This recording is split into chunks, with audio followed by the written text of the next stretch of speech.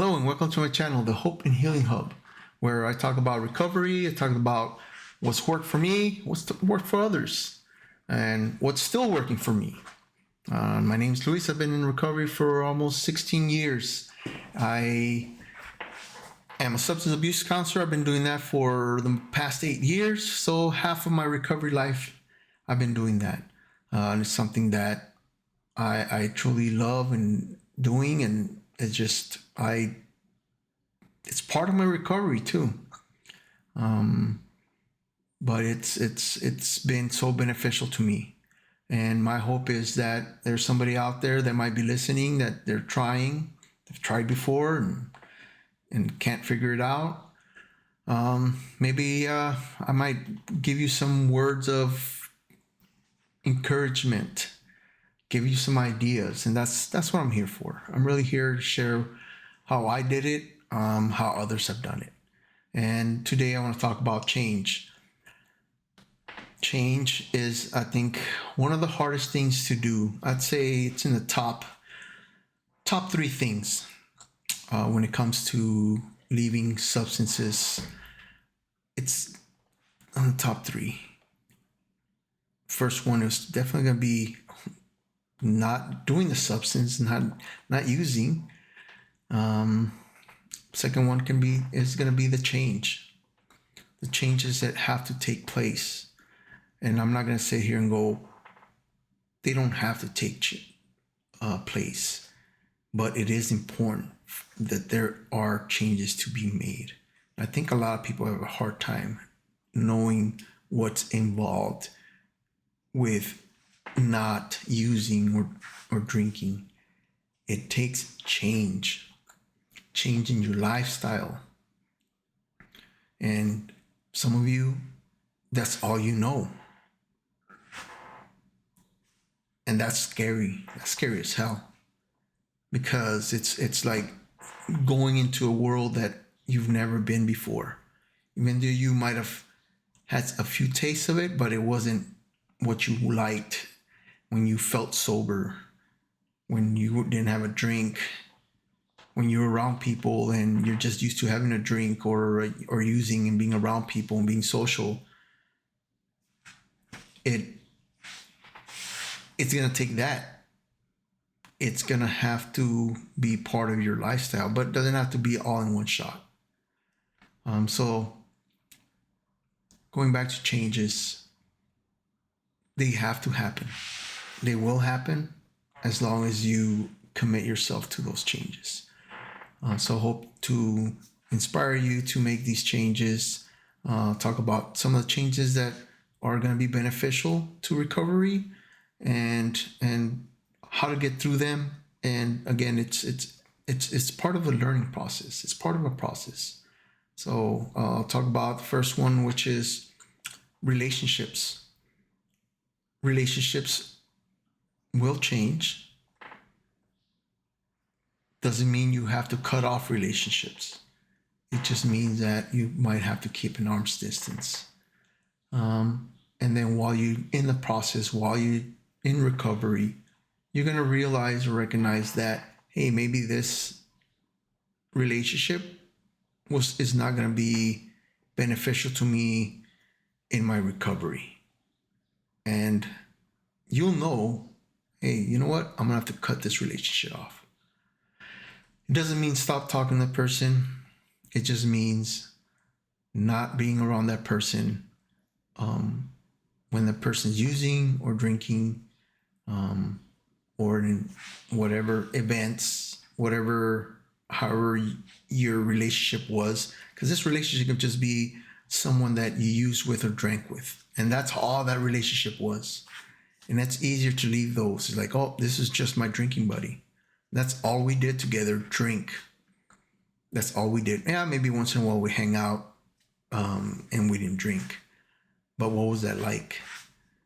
Is your drinking buddy willing to do that with you every time that you want to hang out? I don't know. That's, if he does and he or she does, then that's awesome. You got a good friend. Someone that is right there hanging right with you when you're attempting something that's very important to you. Shoot, that friend might be also needing something like that themselves. So, in a way you can help each other out. Family's another one. Family can be a trigger for some. So, again, being careful with that. For family, sometimes holidays, if alcohol is a big part of this holiday, Christmas, Thanksgiving, whatever it is. And I'm not saying don't spend time with your family, but make a plan not to drink, not to use. If you're not comfortable and you get anxious or whatever's going on, it's okay to walk away, step away, give yourself a mental block and just walk away. Give yourself that space.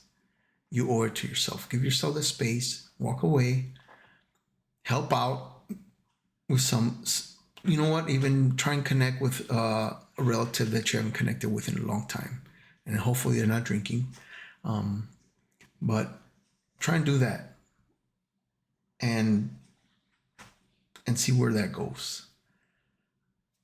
Also, another change might have to be the environment you're in, the place where you live at, the neighborhood where you live at, the city where you live at, the state where you live at, even the country where you live at.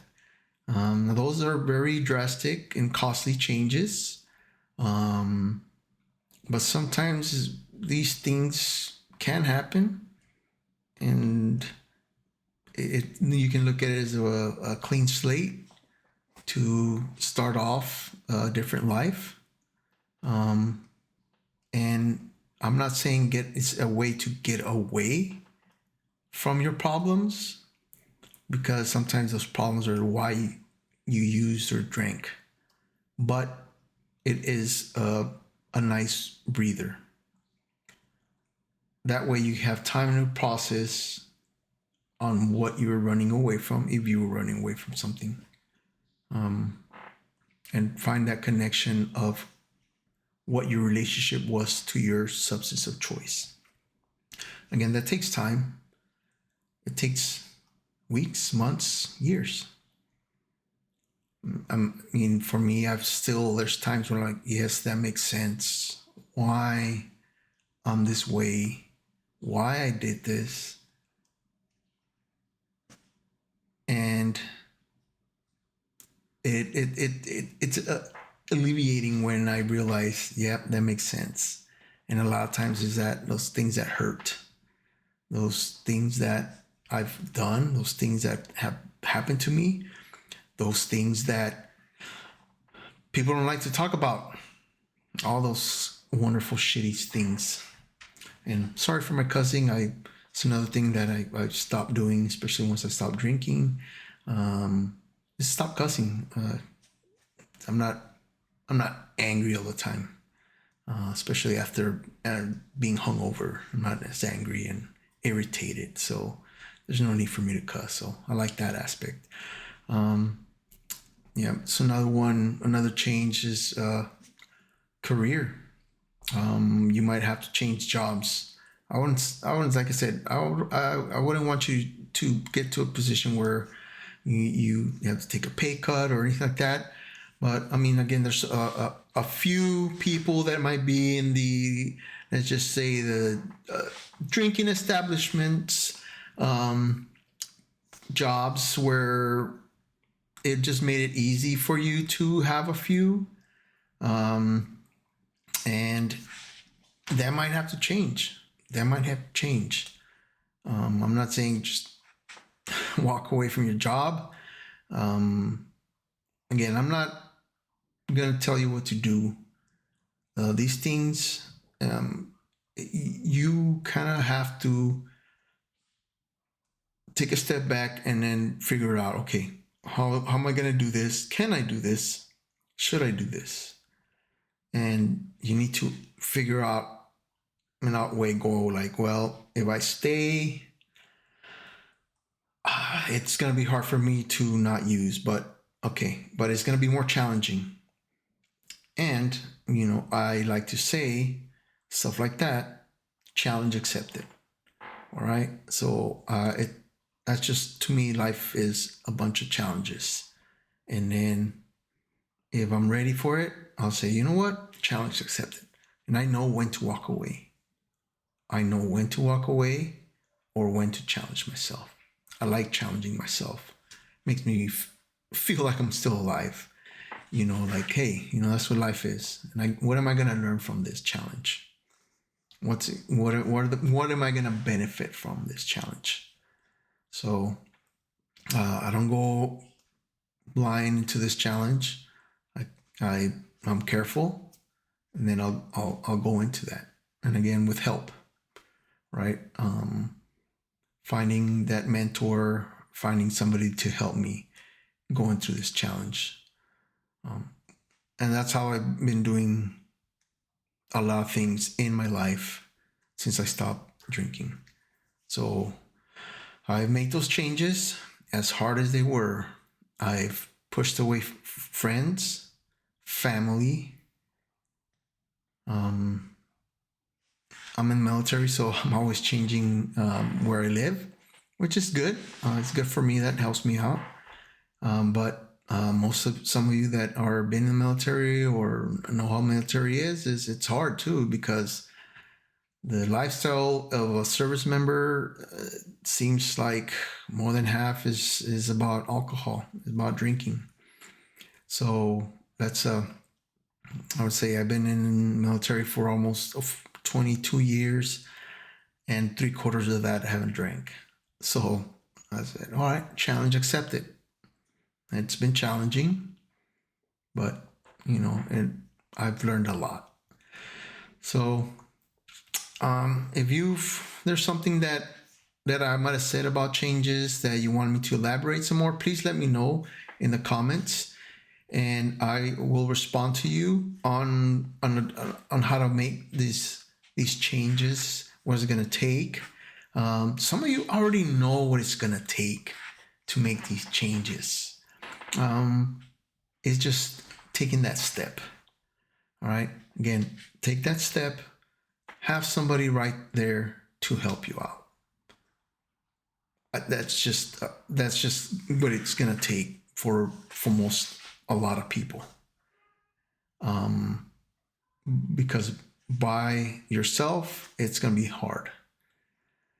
So it's not one of those things that I say, well, challenge accepted. No, I tried that. It didn't work for me. You want to try and see if it works for you? Go for it. But I'm not gonna. I wouldn't recommend it.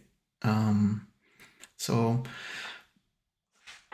again, if there's something you want me to elaborate, something I might have said that maybe, hey, yeah, you're right.